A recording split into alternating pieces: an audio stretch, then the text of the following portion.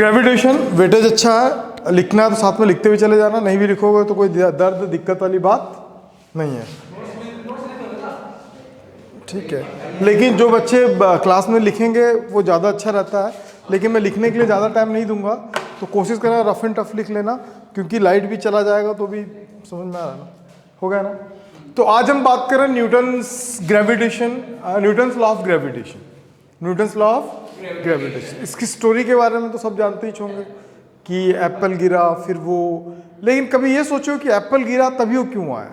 ऐसा हो सकता था कि वो जाम के पेड़ के नीचे सोते, जाम गिरता तो नहीं बता सकते थे, एप्पल में ही था क्या ऐसा कुछ नहीं ना, तो जाम में बता सकते थे हुआ क्या था। पूरी स्टोरी जानना चाहते हो? नहीं जानना, स्टोरी में इंटरेस्ट नहीं है उसको, लेकिन वो सुन लेगा तो अच्छा रहेगा तेरे को। वो एक रियल स्टोरी नहीं है, इसको कैसे पता चला रियल स्टोरी नहीं है? सुनना, ये ना फालतू आदमी टाइप का बात करेगा, बाहर कर उसको, बाहर करो। जब न्यूटन 8 साल का था तब क्या हुआ था, और ना दोबारा मत बोलना रियल स्टोरी नहीं तो गप गप दूंगा बेटा देर से क्लास में, समझ में आ रहा भाई है कि नहीं? मजाक करूँगा, रिकॉर्ड हो रहा, फालतू चीज़ें बात करूँगा मैं, समझा उसको भाई, उसको दोबारा वो बोला तेरे को कूटूंगा मैं, ध्यान रख, गद्द से दे उसको बार बार।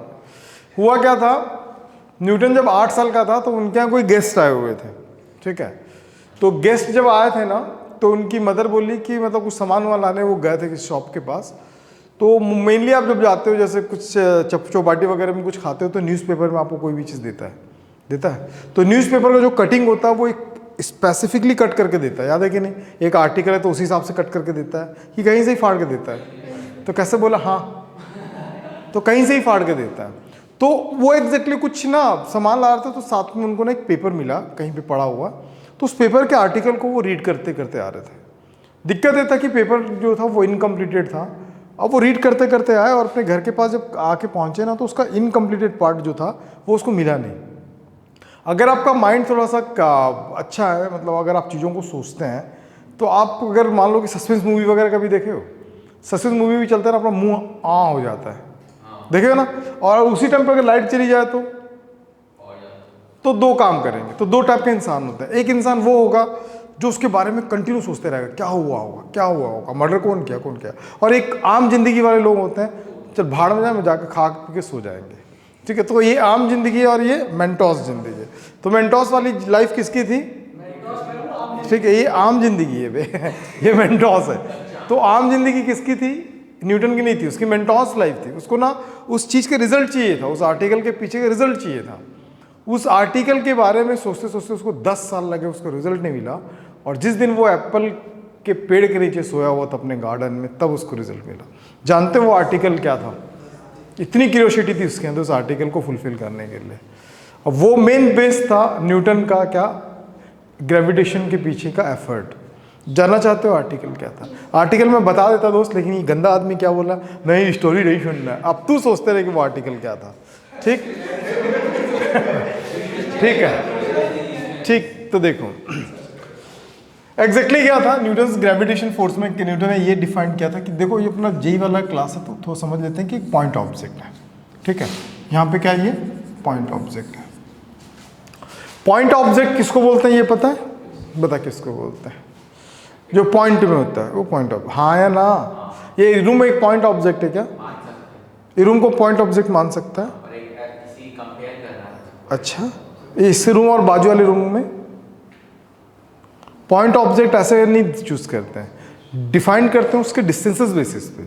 अगर मैं यहाँ पे खड़ा हूँ ना तो ये वाला जो रूम है मेरे लिए पॉइंट ऑब्जेक्ट नहीं होगा, एक सिस्टम है, समझ में आया? लेकिन अगर ये वाले रूम को और मैं अपने घर, जो जहाँ मेरा घर है यहाँ से 140 किलोमीटर दूर, उस वाले के बीच में मेरा घर और ये घर को अगर देखूंगा ना तो दोनों के दोनों मेरे लिए क्या हो जाएंगे? पॉइंट हो जाएंगे। मतलब बीच का डिस्टेंस ह्यूज होना चाहिए, समझ में? तो उसको बोलते हैं पॉइंट ऑब्जेक्ट। पॉइंट ऑब्जेक्ट मतलब पॉइंट ही नहीं होता है, समझ में? हाँ, बुढ़ापा आ गया इसके अंदर। क्या बोल रहा है? सोचते रहो, और जिस दिन मैं तेरे को बताऊंगा उसका स्टोरी ना, तब तेरे को लगेगा कि यस यही वो रीजन था। और वो दिन कब आएगा बताओ? जिस दिन आम आदमी नहीं आएगा, खास आदमी आएगा, ठीक है। M1 और M2 दो ऑब्जेक्ट हैं और दोनों एक दूसरे के क्या है? पास में। तो न्यूटन ने बोला कि भैया हर जो ऑब्जेक्ट होगा ना, ये ऑब्जेक्ट एक फोर्स एक्सपीरियंस करेगा और ये ऑब्जेक्ट भी क्या करेगा, एक फोर्स एक्सपीरियंस करेगा। अब दोनों के बीच का जो सेपरेशन है वो क्या है, आर। स्मॉल आर ले लिया, कैपिटल आर अर्थ के बेसिस पे लेंगे अपन, बहुत सारी चीजें पढ़ेंगे। तो उसने इसको, इस चीज को थोड़ा सा ध्यान रखना। F12 है क्या चीज, F12 फोर्स ऑन, इसको बोलते हैं ऑन। फर्स्ट वाला होगा तो on by, exerted by, force on 1/2। समझ में, 1 पे फोर्स लग रहा है किसके कारण, तो ये ऑन होता है और ये क्या होता है, बाय होता है। ये याद रखना, फर्स्ट वाला हमेशा क्या होगा, ऑन, दूसरा वाला हमेशा क्या होगा, बाय। ऑन और बाय, तो ये ऐसे कंडीशंस में याद रखना। तो उसने बोला था कि भैया जो फोर्स होगा ना, दोनों के बीच का जो फोर्स होगा, इन दोनों के मास के क्या होगा पता है ना। इसका भी रीजन बता सकता हूं क्यों ऐसा निकाला था, ठीक है। तो अभी अपने पास उसका टाइम नहीं है ना, तो डायरेक्ट उस पर चले जाते हैं। जब कैपलर्स वगैरह पढ़ेंगे तो मैं इसका रीजन बताऊंगा कि क्यों स्क्वायर के फॉर्म में क्यों आता है, ठीक है, वो भी पढ़ लेंगे अपन। तो यहाँ इसके बाद आया था इलेक्ट्रोस्टैटिक्स, इसी का यूज किया था उसने, ठीक है, कुलम ने। लेकिन इसके बाद आया था और ये किसी का कॉपी नहीं किया था, ये अर्थ और मून के बेसिस पे क्या निकाला था, 1 और m2 और 1/r²। वो कैलकुलेशन अपने आप में एक अमेजिंग कैलकुलेशन है, किस दिन टाइम मिला तो उसको भी डिफाइन कर लेंगे अपन। लेकिन अभी अपन ज़्यादा इंटरटेन नहीं कर सकते क्लास को। फ्रॉम 1 and 2, तो दोनों इक्वेशंस को जब मैं कंपेयर करता हूँ तो क्या हो जाएगा, m1 m2 बाय क्या हो गया, r²। इसको हटाओगे तो एक कांस्टेंट लगता है, that is g, capital G। m1 m2 by क्या होगा, r²। यहाँ कैपिटल G को बोलते हैं हम लोग यूनिवर्सल ग्रेविटेशनल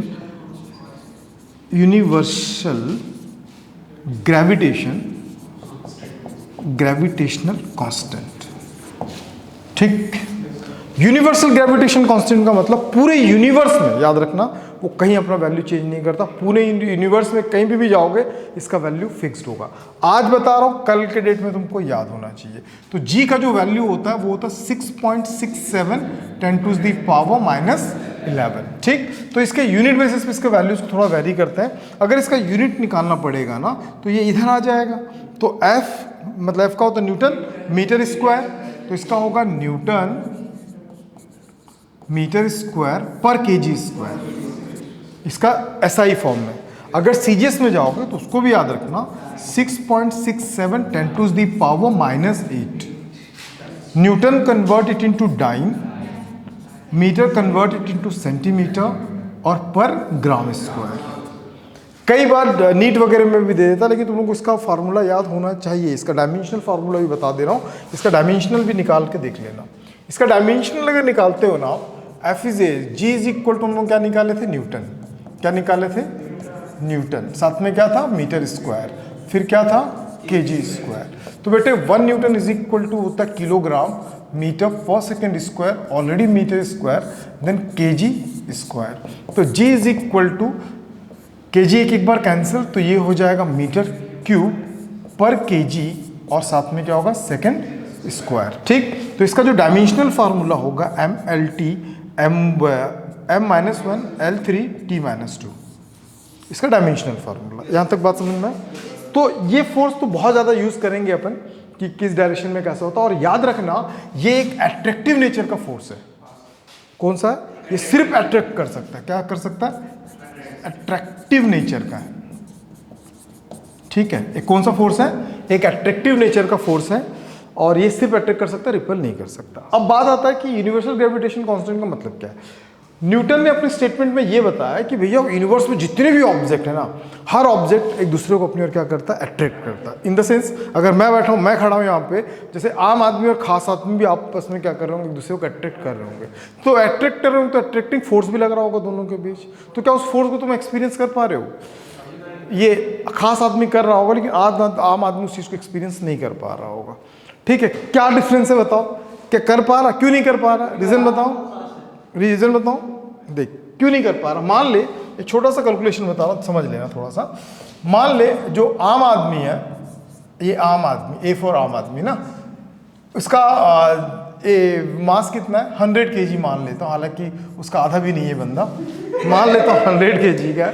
और जो मेरा खास आदमी है, खास के, है ना, तो वो भी 100 kg के ही मान ले, ठीक। और दोनों एक दूसरे से कितने डिस्टेंस पे, मान लो कि एक दूसरे से कितने डिस्टेंस पे, एक दूसरे से स्मॉल आर 1 मीटर के डिस्टेंस पे मान ले, कितना मान लेता हूँ, कैलकुलेशन इजी हो जाता है। तो उसके बेसिस पर अगर मैं फोर्स को आइडेंटिफाई करूंगा ना, तो ये क्या होगा, capital G 6.67 10 to the power -11, फिर आता M1 100, फिर आता M2 अगेन 100, फिर क्या आता 1 का स्क्वायर मतलब R का स्क्वायर, समझ में आया।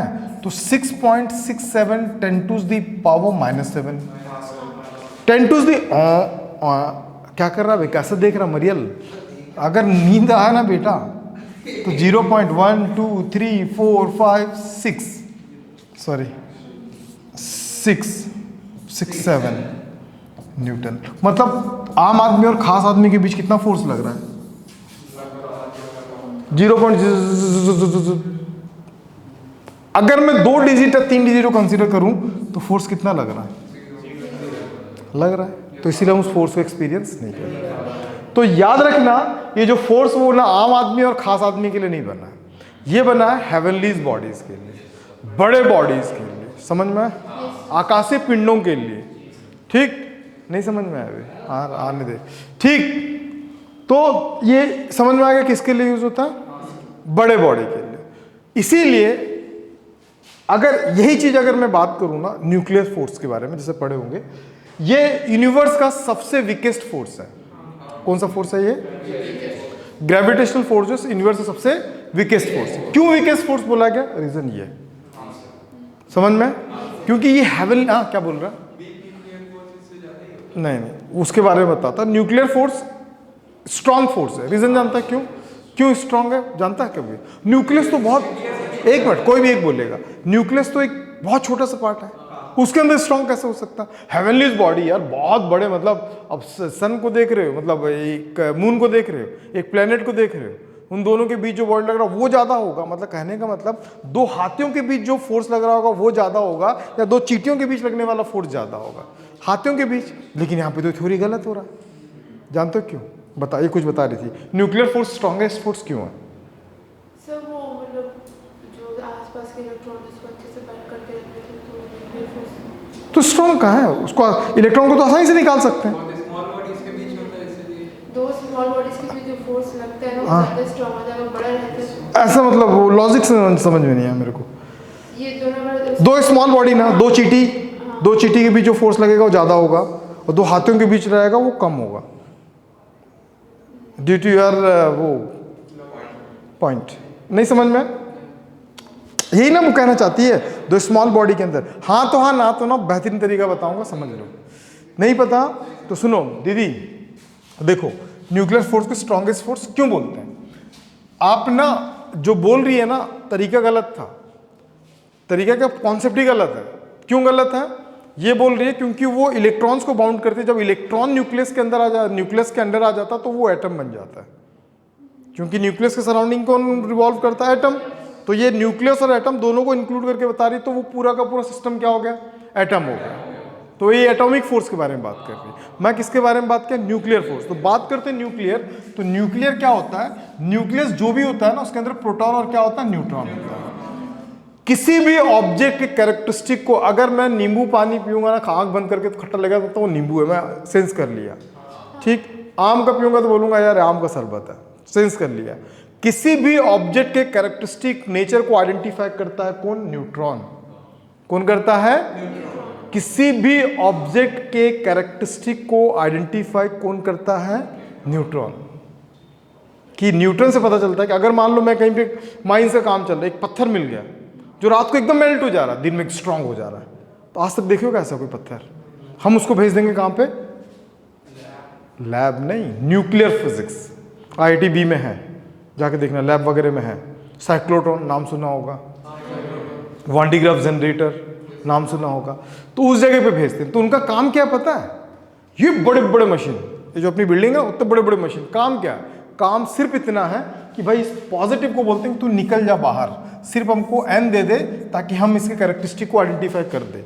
तो इस प्लस को निकालने के लिए ना जी जान लगाना पड़ता है, समझ में आया। तो उसीलिए उसको कौन सा फोर्स बोलते हैं, उसको न्यूक्लियर फोर्सेस। बात समझ में? तो समझने का है। तो यहां तक समझ में आया। कुछ इंपॉर्टेंट पॉइंट है जो आपको पता होना चाहिए, किससे? न्यूटन फोर्सेस के बारे में। नहीं समझ में आ रहा है? ठीक। The gravitation force between two particles independent of the presence of the other bodies properties include. समझ में आ गया ना? नहीं समझ में आया? क्या समझा? समझिए, अगर तू और मैं क्या कर रहे हैं, लड़ रहे हैं, बीच में आम आदमी आ गया तो क्या होगा? उसको भी नहीं लगेगा। ये बोल रहा है कि नहीं लगेगा। समझ में आया? नहीं समझी दीदी? जैसे कि मान ले मैं और रोहन भाई क्या कर रहा है, फाइट कर रहे हैं, ठीक है, बीच में कौन आ गया? अरे नहीं, वो आ गया अपना आम भाई, है ना। तो आम भाई आने से हम दोनों के बीच का जो लड़ाई है, अब वो भी लड़ना चाहता है, तो हम दोनों के बीच की जो लड़ाई का जो इंटरेक्शन है वो कम हो जाएगा कि ज़्यादा हो, कि वैसे ही रहेगा? कम हो जाएगा। क्यों? क्योंकि अब इसको ही तो धोना है ना। अरे हाँ तो बोल। लेकिन देखो अभी, लेकिन ये क्या बोलता पता है कि अगर दो ऑब्जेक्ट आपस में क्या कर रहे हैं, अगर फोर्स लगा रहे हैं ना, ठीक है, अगर कोई तीसरा ऑब्जेक्ट अगर आ जाता है तो इनके फोर्स में कोई भी चेंज नहीं होता है। जैसा लग रहा था वो वैसे ही लगेगा। बात समझ में आ गया? डाउट है कहीं पे? पूछ लो, इसी पॉइंट से क्वेश्चन बनेगा। डाउट है कहीं पे दीदी?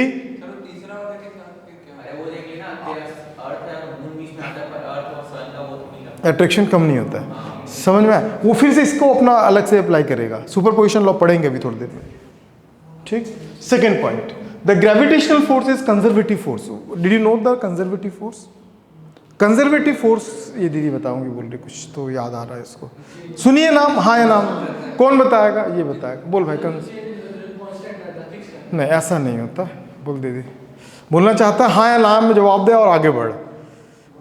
बोलना रे, बोल। हाँ हाँ, कंजर्व। यही अभी देखो जेई मेंस का अपने को 1 महीना भी नहीं बचा, एग्जाम है ना।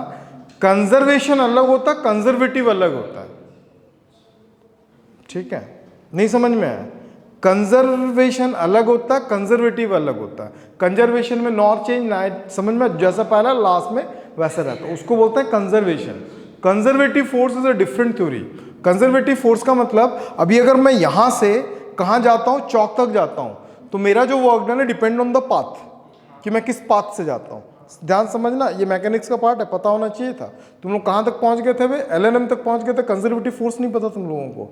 भगवान मालिक है तुम लोगों का यार, सच कह रहा हूं मैं, ठीक है। अभी मैं यहां से निकला हूं, I have a different path. मैं तो यहां से जा सकता हूं सामने से, मैं पीछे से भी जा सकता हूं, मैं ऐसे घूम के वहां से भी जा सकता हूं, फिर बस स्टैंड से होते हुए यहां पहुंचूंगा।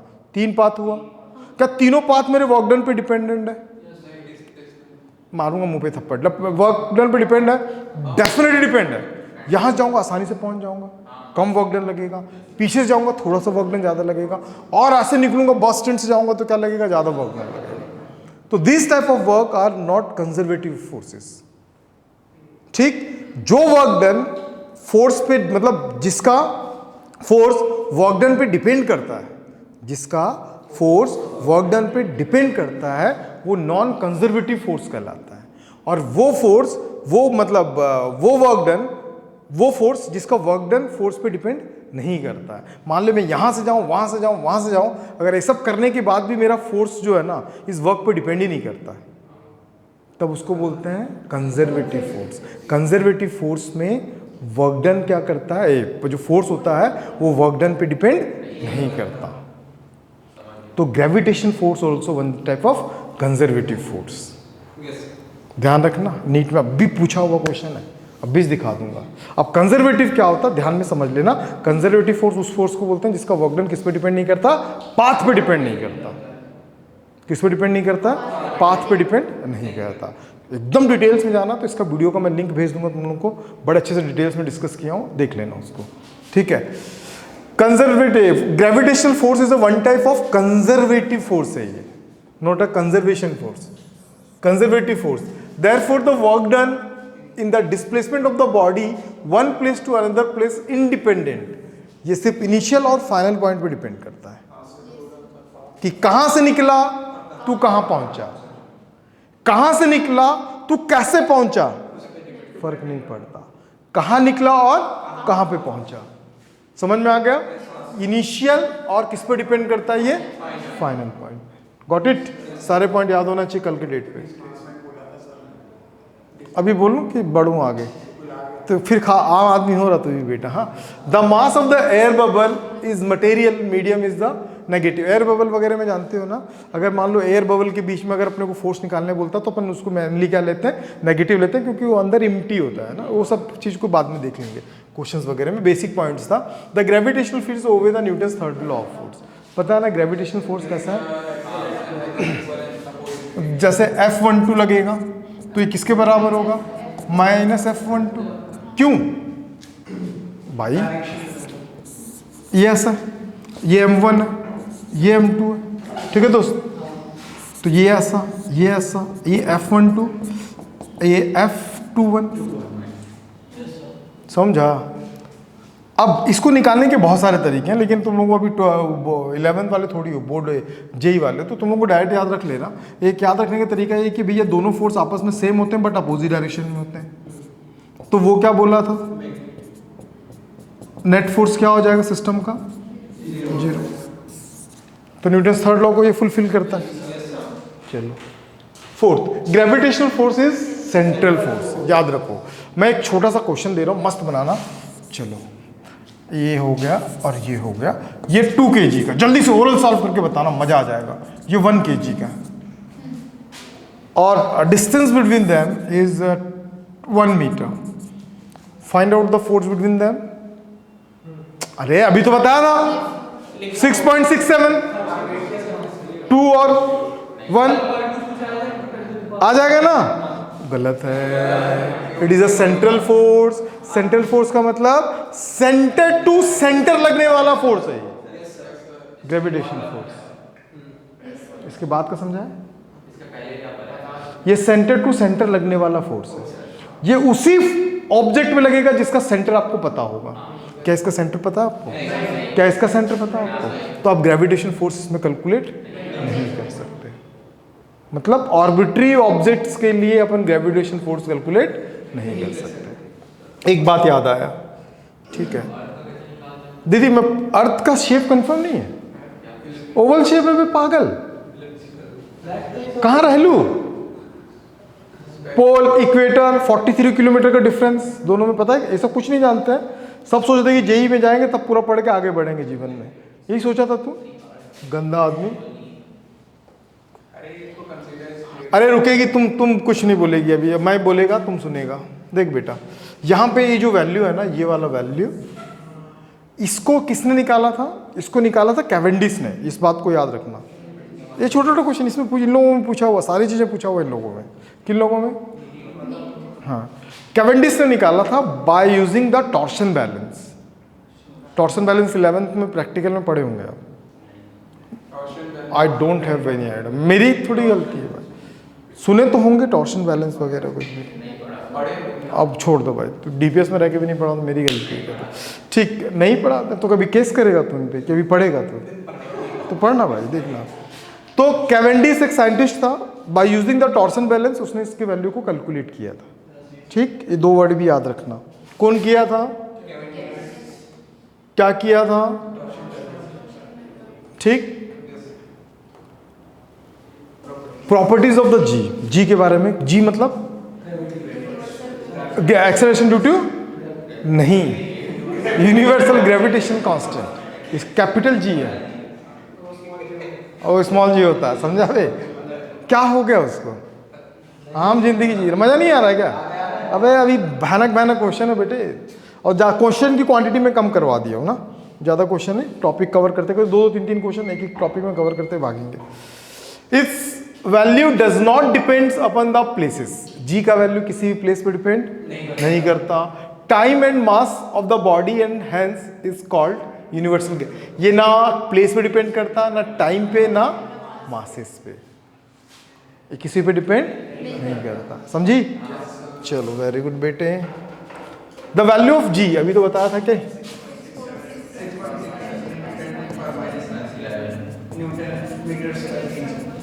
कल पूछूंगा फिर धोऊंगा, ठीक है ना भाई।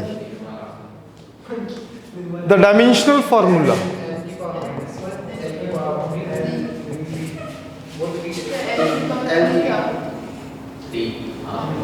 ठीक है, dimensional formula. Its value is extremely small, पता है ना, hence we do not experience our daily life. समझी, आम और खास। क्यों नहीं लगता तुम दोनों के बीच में फोर्स? बता देना। G is numerically equal to the gravitational force. अरे सिंपल है रे, ये F इज इक्वल टू क्या होगा, कैपिटल G, M1 M2 और R स्क्वायर। मान ले अकॉर्डिंग टू तान्या दी, जैसे बोली थी स्मॉल ऑब्जेक्ट मतलब मास 1 kg है ना, M2 मतलब अगेन 1 kg, R का वैल्यू 1 मीटर। कर दूं? जब ये सब कर दोगे ना तो F क्या हो जाएगा, G 1 इंटू 1 इंटू 1, 1 का स्क्वायर 2 1। कैसी बातें करते हो सर? अच्छा, तो फोर्स का वैल्यू 1 कितने के बराबर, G के बराबर होगा कब, जब इतना होगा। ठीक है, पहला क्वेश्चन आपकी स्क्रीन पे ये रहा। नोट कर रहा है? ये सब चीज तो पढ़े हुए हो, मत करो, कोई पीडीएफ नहीं मिलेगा बेटे।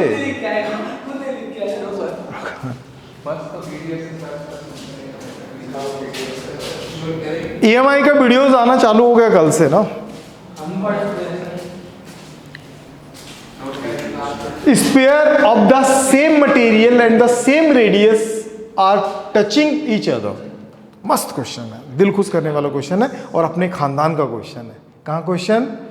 यार एक बात बताओ, क्या ग्रेविटेशनल फोर्स उन लोगों के बीच में लग सकता है क्या? अभी तो पता है सेपरेशन, अगर दो चीज अगर टच में है तो फोर्स लगेगा क्या? आर तो बचा ही नहीं, आर तो बचा ही ना। दीदी एक मिनट बोलने दे, कर सकते हैं बोल रही माँ कसम। दिल, एक फुटबॉल ले, बाजू में एक और फुटबॉल ले, दोनों को सटा दे, कितना फोर्स निकलेगा? आर का वैल्यू ही नहीं बना यहाँ पे, तो डिस्टेंस पता ही नहीं है। पता है क्या? अरे पागल लोग, पता है, ये सेंटर टू सेंटर लगने वाला फोर्स है। गुस्सा आ रहा है, कल से वो पानी ला के रखना, वो जो भस्म करता है ना, माँ कसम, एक एक को मैं भस्म करता जाऊंगा। छी,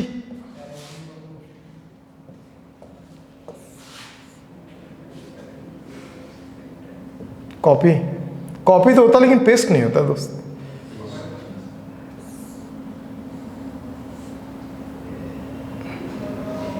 सेम है क्या?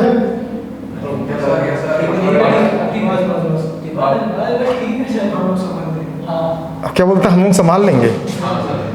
गुड ब्रो, चलो हो गया। अब इसमें क्या बोलता है, इसका मास कहीं नहीं गिवन है, तो मान लेता हूं, मान लेते हैं M1 और ये क्या M2। Spare of the same material, same size, same radius है ना, आर टचिंग, मतलब मास भी हम अप्रोक्स क्या ले लेते हैं, सेम ले लेते हैं। मास भी क्या मान लेते हैं, सेम ले लिए। डिस्टेंस तो बता ही नहीं दीदी, बचा क्या डिस्टेंस?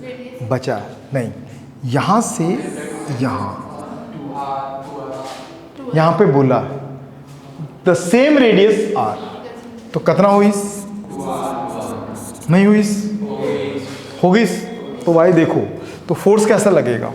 नहीं आ रहा है श्वेता? आ रहा गुस्सा? आ रहा है क्या? आएगा तो भी क्या कर लेगी श्वेता? फिर से एक लेटर लिखेगी। नहीं, वो मॉडल फिजिक्स वाला ही पार्ट सही था, वैसे ही चला दो बस थोड़ा सा। दीदी मास नहीं देता तो उसका भी रीजन बताता हूँ, एक चीज बताता हूँ, समझ ले। जब मास नहीं देगा ना तो क्या करोगे? रेडियस दिया है, मटेरियल दिया है, तो you are using the density. क्या यूज करोगे? Density. Density is equal to होता मास बाय वॉल्यूम। क्या होता है? डेंसिटी, मटेरियल सेम बोला है ना बाबू, तो दोनों का डेंसिटी सेम होगा। बता मास कितना है? m ले लिए, चलो वॉल्यूम बता। हाँ वही होगा है। हाँ बहुत बढ़िया, बहुत, माँ कसम दिल गदगद कर देता है लड़का। नहीं समझ में आता तेरे को?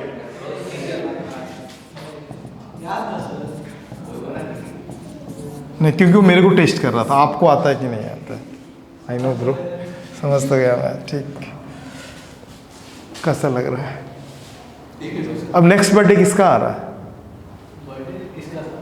सिद्धू और रौनक। रौनक का आ रहा है? कब है रौनक? फिर से?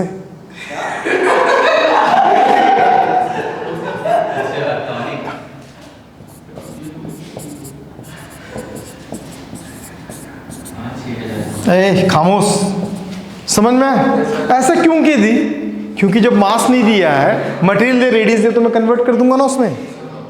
अब मेरे को सिर्फ बोला आर के लिए प्रोपोर्शनल होता है, तो भाई उठाओ ना, बाकी लोगों से कोई मतलब नहीं। ये होगा 6, 6 से 2 गया 4। अरे हाउ बोल नाउ? नहीं, पक्का डन? बढ़ना आगे? अरे दीदी करना अबे, मैं तुमको देता हूँ सिर्फ 5 मिनट नोट करने के।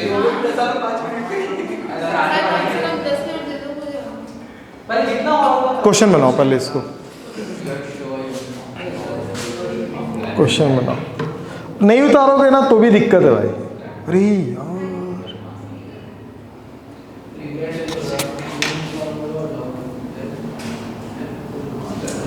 मेरा फोन साइलेंट में है यार, फोन आ रहा है।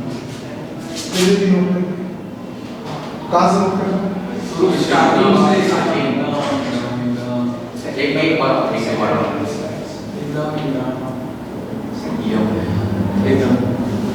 बस अरे बहुत टाइम लगा। हाँ यार, वो फोन में साइलेंट में था।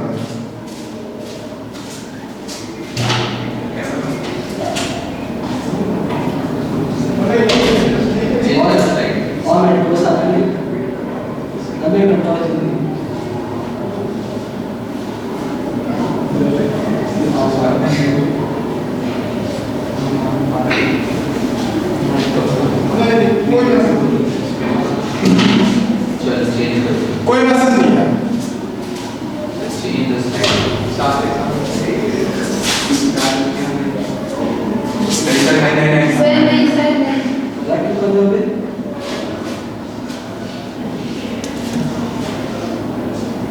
देखो 40-45 मिनट क्लास में खत्म कर दिया, पता चला नहीं है, कोई मैसेज नहीं है।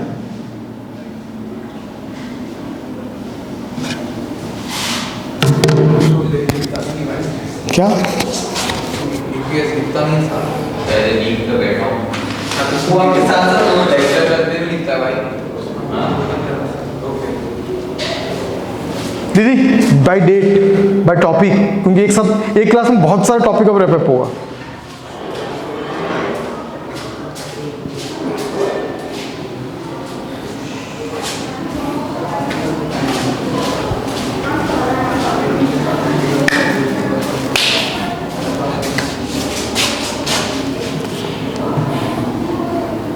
लिख रही है ना? क्या बोलता रौनक? लिख रही हूँ।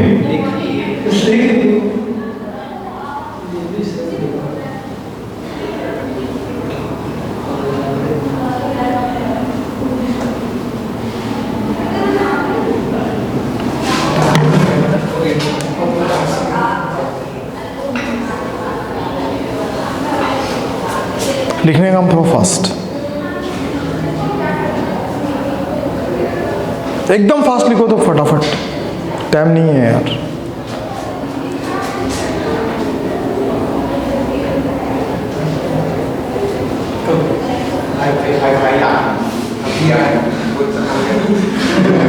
कैसा लगा पीपीटी?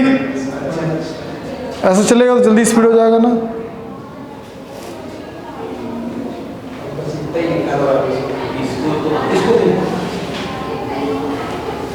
सर नहीं हो गया नहीं नहीं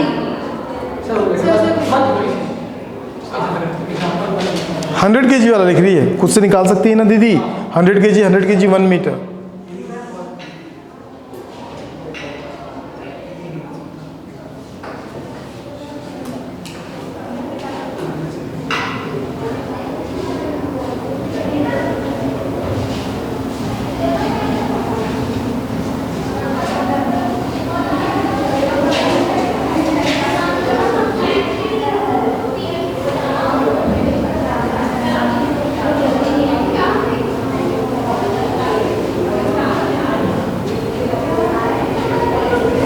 पकड़ के लाऊंगा एक आध शॉर्ट्स बनाने के लिए। बुलाऊं? एक बार बुलाओ।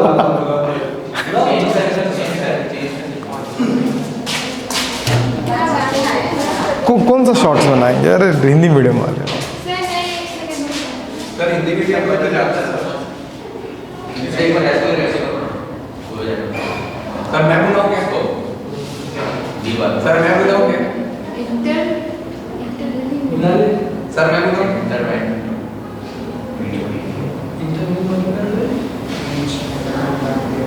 सर सर मैं बुलाऊं? नहीं लड़कियां हैं अभी वॉशरूम के सामने खड़ी है।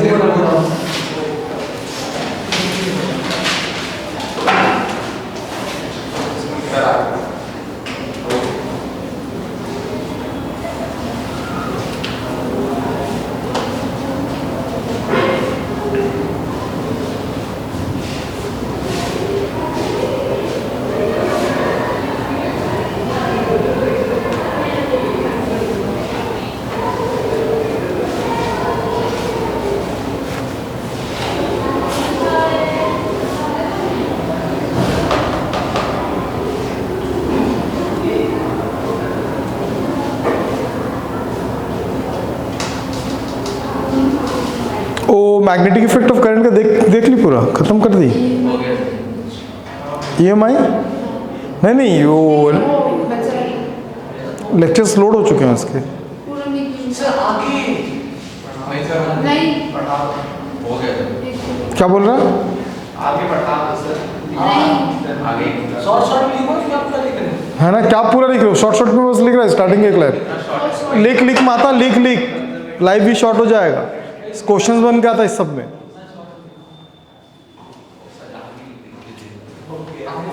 हो गया? ये तो हो ही गया। हैं कभी कभी ना पूछता है कि ग्रेविटेशनल फोर्स कभी नेगेटिव हो सकता है?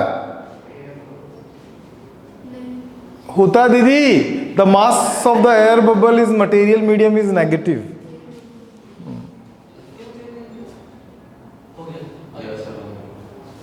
हो गया दी?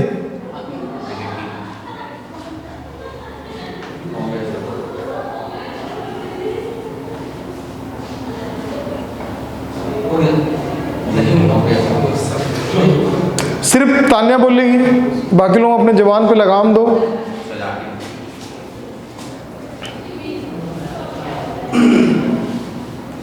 डन?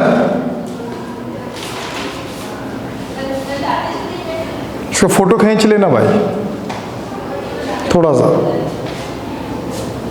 सर छोटा बना लेते हैं। छोटा बना लेते। बनाना भाई तो खींचने का मतलब क्या होता है? तो मोबाइल से खींचेगा गंदा आदमी।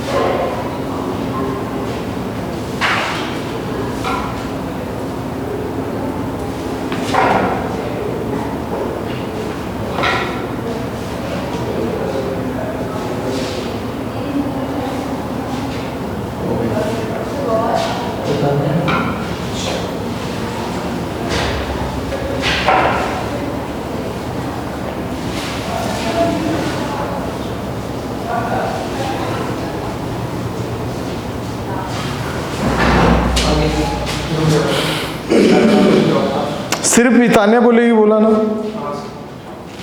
बोलती भी तो नहीं है ये। शुरू में लिखे सर थोड़ा आगे सुन ले तो इसमें तो शुरू में बनाएंगे। पहला पेज ही तो लिखना है तो अभी मैं तो पहले इसको तो लिखा हुआ ना।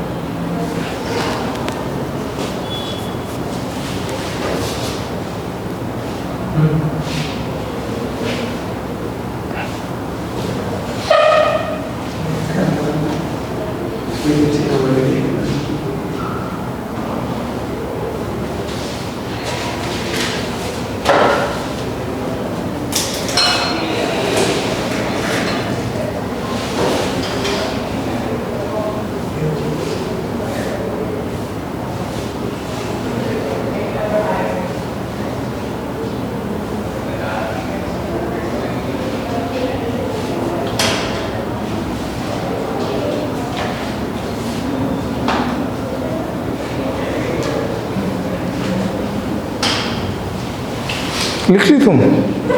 हाँ हो गया।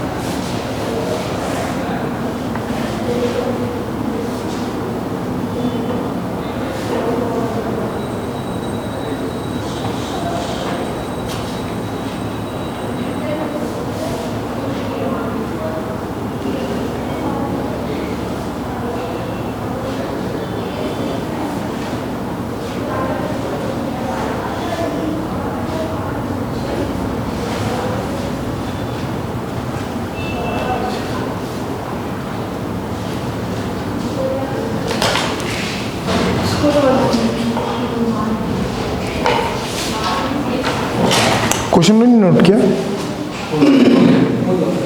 क्वेश्चन बाकी बना तो लोगे ना? रुक जाओ। इन द फिगर, अभी रुको, लिखना बंद करो और देखो यहाँ पे कितना गंदा गोला बनाया है। क्या क्या? हाँ? इतना जल्दी क्यों कर रहा है सर? आगे वो खुद को नहीं पता। बोलता है ये क्या है देखो।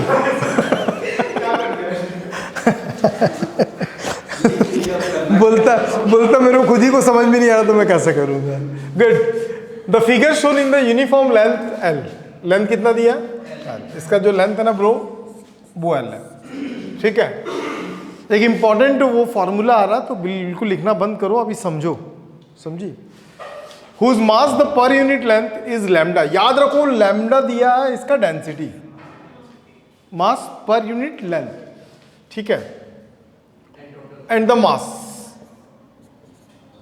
पता है ना कैसे निकालो? मास बाय डेंसिटी 3 टाइप में होता है, लीनियर, एरियल और वॉल्यूम। तो ये लीनियर में आएगा। ठीक। Mass, what is the gravitational force rod on a particle of mass m nought. यहां पे एक पार्टिकल है, mass m nought, located at a distance small t। समझ में है? As shown in the figure. देखो मस्त क्वेश्चन है, समझना है। पीले पीले अबे रखना बे ध्यान पढ़ते। अभी ये इस 2 घंटे में ना, 2-2.5 घंटे में ना बिल्कुल कोई मूवमेंट नहीं चाहिए, ना कोई पानी पिएगा ना कोई वॉशरूम जाएगा, एकदम स्टैचू बन के बैठना दोस्त। फिर बाद में बोलना ये क्या है ना? देख यहाँ पे नहीं समझ में आया। अब देख सोच, ये जो रॉड है क्या वो पॉइंट मास है, क्या पार्टिकल है कि सिस्टम है? वो जो इसमें बहुत सारे पार्टिकल्स मिलके बनते हैं उसको बोलते हैं सिस्टम। ये जो m है क्या वो मतलब m जो है वो अकेला है कि बहुत सारे पार्टिकल से मिलके बना है ना? तो अब ये जो अट्रैक्ट कर रहा है इसको, क्या यहाँ का पार्टिकल सेम अट्रैक्ट कर रहा होगा, डिफरेंट अट्रैक्ट कर रहा होगा? क्यों? क्योंकि डिस्टेंस बढ़ता है तो अट्रैक्शन क्या होता है? कम होता है। बात समझ में है? तो यहाँ पे जो उसका अट्रैक्शन है ना वो वेरी कर रहा है। क्या कर रहा है? पता चल गया वेरी कैसे कर रहा है? तो इस ऐसे कंडीशन में जब भी वेरी वाला कंडीशन आता है तब हम एक छोटा सा पार्ट ले लेते हैं। छोटा सा क्या ले लेते हैं? पार्ट। ठीक है। मान लो इसका जो लेंथ है ना वो dx है। कितना है? dx है। और ये कितने डिस्टेंस पे है? ये x डिस्टेंस पे है। समझ में? ये स्मॉल है, वो स्मॉल है, तो फोर्स भी क्या होगा? स्मॉल ही होगा ना भाई। तो हम कैसे निकालेंगे? तो df is equal to g m naught dm by होगा एक्स स्क्वायर। किसी को दिक्कत है तो बाहर जाओ। नहीं समझ में? अबे तेरे से पूछ रहा हूं, यहां तक समझ में है? भाई अगर इसका मैं अगर बोलूंगा तो इसका भी तो वही होगा, लेकिन इसका क्या होगा? dm, और इसका क्या होगा? dm बाई क्या होगा? dx। नहीं याद है? नहीं समझ में? मास बाय जितना मास उतना उसका लेंथ, जितना मास उतना उसका लेंथ। तो उस भी यहाँ पे मुझे तो dm तो नहीं दिया था, तो मुझे क्या करूंगा? दोनों का तो डेंसिटी सेम है, तो dm का वैल्यू कितना निकला? कितने लोगों को यहां तक 100% फील है? नहीं आदि? क्या बोल रहा भाई? हाथ कौन उठाया था? अरे भाई पिलाऊंगा कि फिर से ले जाके मत कर रहा हूँ। मेरा भाई आजकल बात करना बंद कर दिया भाई क्लास में। वो नहीं, पहले कुछ तो बोलता था।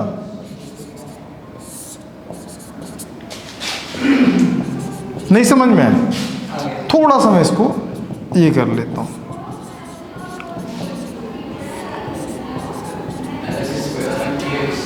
किसका फोर्स था बेटे?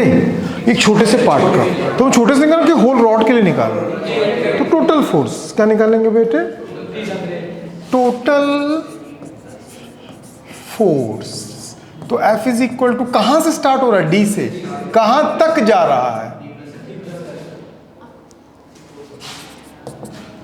DF का वैल्यू बताओ।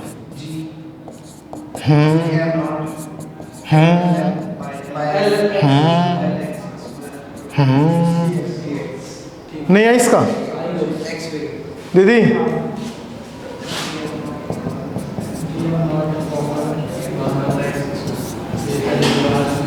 एक्स वेरी कर रहा ना दोस्त।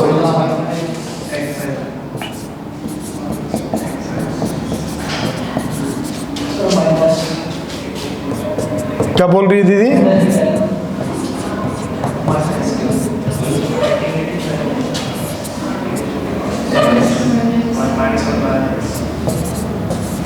पता है ना?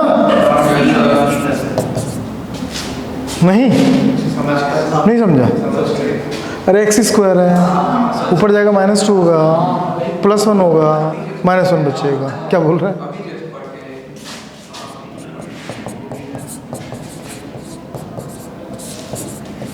मैं घुसूंगा नहीं दोस्त अभी, फिर गुस्सा आता मेरे को।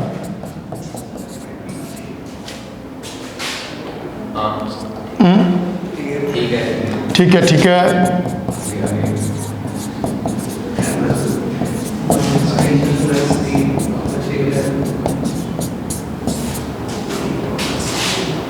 नहीं है श्वेता, कहाँ डाउट है?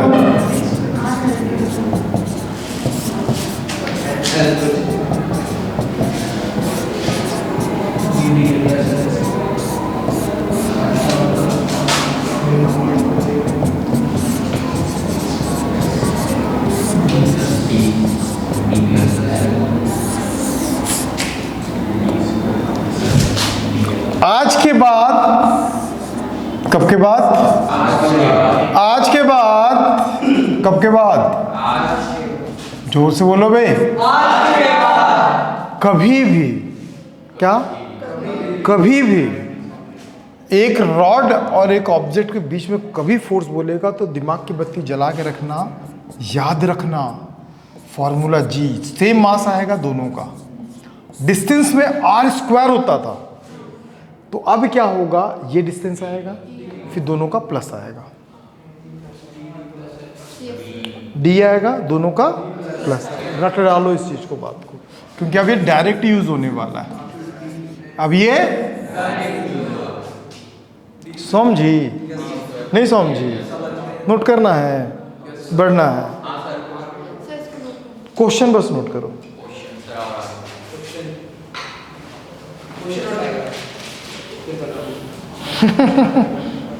तुम बहुत चिलबली हो। चंपा रानी। जिसको बोला वही हंस दे रहा है।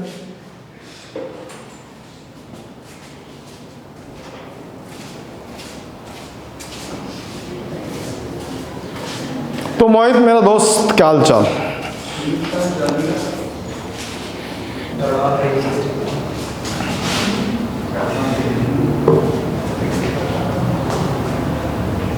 दीदी लिख रही है?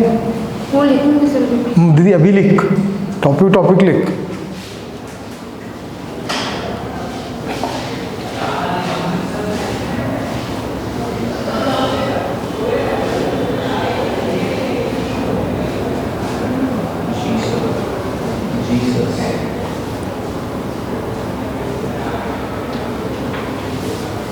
बन जाही, चलो राही। सर इसमें लिखने दीजिए। उतारेगी? अरे तान्या, क्या आम आदमी? अब खुश है? कभी भी खुश नहीं है? पहले भी खुश था, मैं कंप्लेन थोड़ी किया। नहीं मतलब तू मॉडर्न फिजिक्स वाले पार्ट में खुश था? नहीं कंप्लेन वो पहले भी खुश था, मतलब पहले ही ऐसा लगा था तब भी नहीं बोला। कैसा कर दूसरा? तेरा नाम ले रहा विनय, क्या बोल रहा है इसका? कंप्लेन वो थोड़ी किया। तो कौन किया था कंप्लेन? डॉक्टर क्लास में किया था, मैं भी बोल रहा हूँ। कौन था कंप्लेनर? रोना है? अच्छा बेटा वो तेरे को ही देख के इशारा कर रहा है। हैं? अभिनव? हाँ ये तो ये तो अच्छा अभिषेक, अभिषेक डीपीएस। तो बच्चा कौन बे? आम आदमी।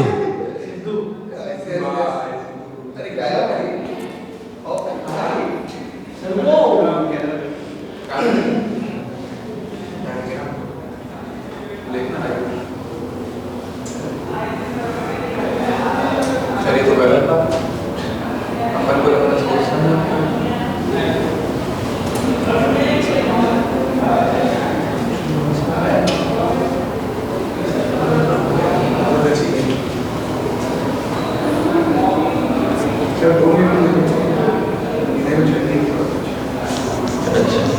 दो बैक।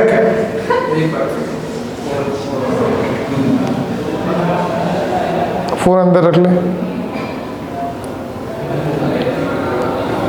फोन अंदर। मैं थोड़ा जॉल पी लूँ, जॉल। ये भी सही है। क्या खाता है भाई तू?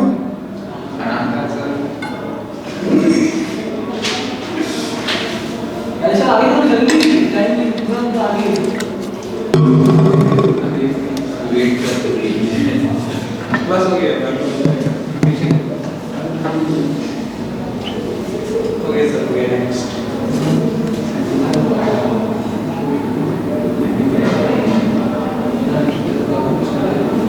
आज भी ना 9 मिनट बस लेट में आ गया यार ट्रेन। 9 बजे आ गए। नहीं उससे पहले 10 मिनट पहले 8:40 का टाइम है, 9:40 का टाइम है, 9:49 में आ गया।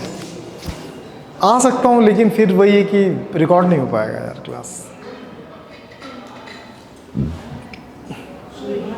इसको याद रख लेना।